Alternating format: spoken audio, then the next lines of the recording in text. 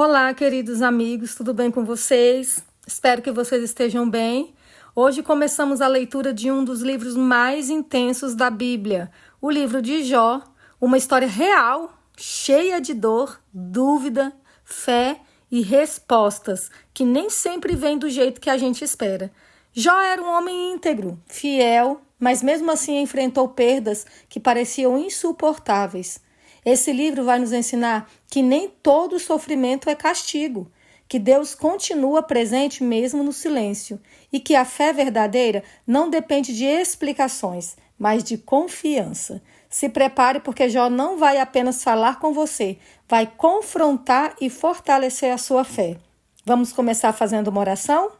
Senhor, ao começarmos a leitura do livro de Jó, pedimos que o Teu Espírito nos ajude a entender aquilo que os olhos humanos não enxergam.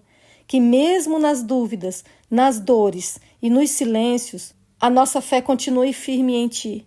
Fala conosco por meio dessa história e molda o nosso coração para confiar mesmo quando não entendermos. É o que nós Te pedimos e agradecemos em nome de Jesus. Amém. Bíblia aberta, livro de Jó, capítulo 1.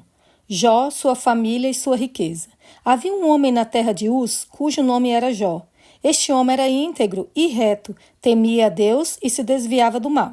Nasceram-lhe 7 filhos e 3 filhas. Tinha 7.000 ovelhas, 3.000 camelos, 500 juntas de boi e 500 jumentas.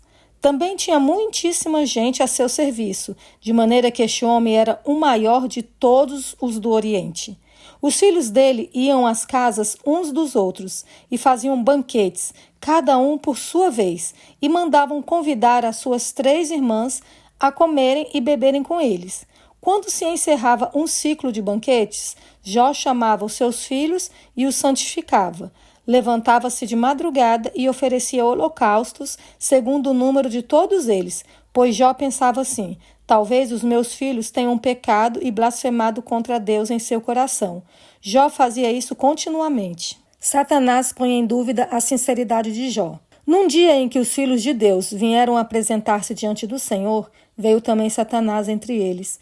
Então o Senhor perguntou a Satanás: de onde você vem? Satanás respondeu ao Senhor: de rodear a terra e passear por ela. E o Senhor disse a Satanás: você reparou no meu servo Jó? Não há ninguém como ele na terra. Ele é um homem íntegro e reto, que teme a Deus e se desvia do mal. Então Satanás respondeu ao Senhor: será que é sem motivo que Jó teme a Deus?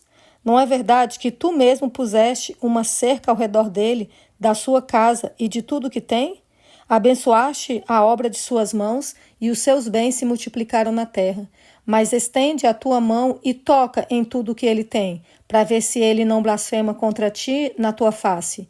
Então o Senhor disse a Satanás: você pode fazer o que quiser com tudo que ele tem, só não estende a mão contra ele.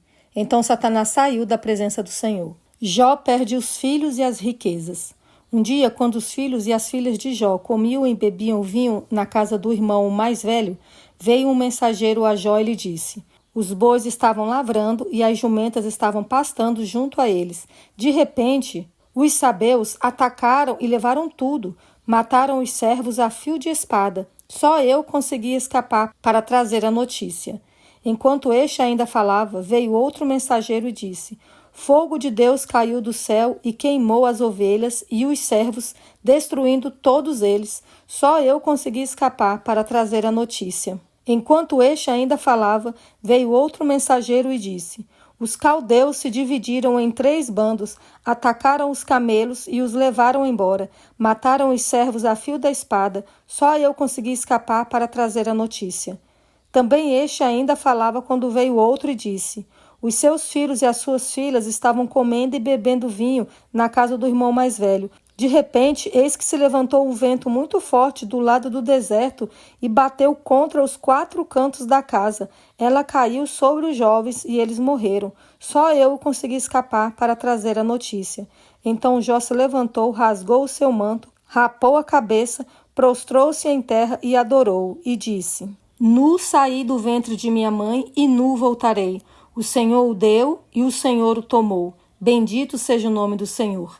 Em tudo isto, Jó não pecou, nem atribuiu a Deus falta alguma. A segunda prova de Jó. Num dia em que os filhos de Deus vieram apresentar-se diante do Senhor, veio também Satanás entre eles apresentar-se diante do Senhor. Então o Senhor perguntou a Satanás: de onde você vem? Satanás respondeu ao Senhor: de rodear a terra e passear por ela. E o Senhor disse a Satanás: você reparou no meu servo Jó? Não há ninguém como ele na terra. Ele é um homem íntegro e reto, que teme a Deus e se desvia do mal. Ele ainda conserva a sua integridade, embora você me incitasse contra ele, para destruí-lo sem motivo. Então Satanás respondeu ao Senhor: pele por pele. Um homem é capaz de dar tudo o que tem pela sua vida. Mas estende a tua mão e toca nos ossos e na carne dele, para ver se ele não blasfema contra ti na tua face. Então o Senhor disse a Satanás: você pode fazer com ele o que quiser, mas poupe-lhe a vida.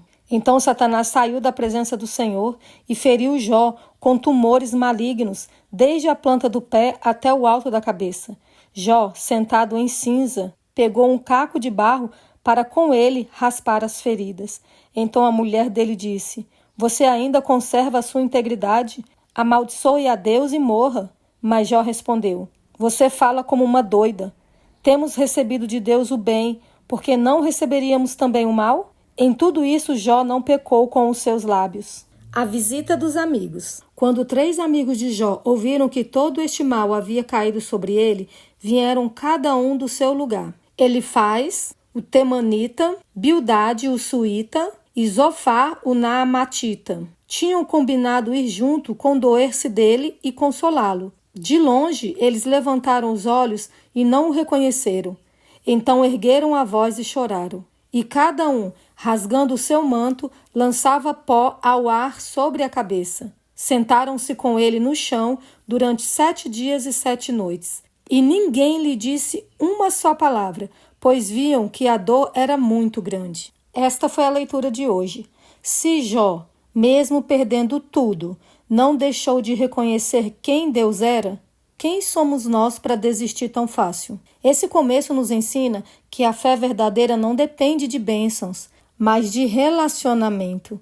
Amanhã seguimos com a continuação dessa história e você vai ver que mesmo em meio à dor, há muito o que aprender. Te espero amanhã na próxima leitura. Fiquem todos com Deus.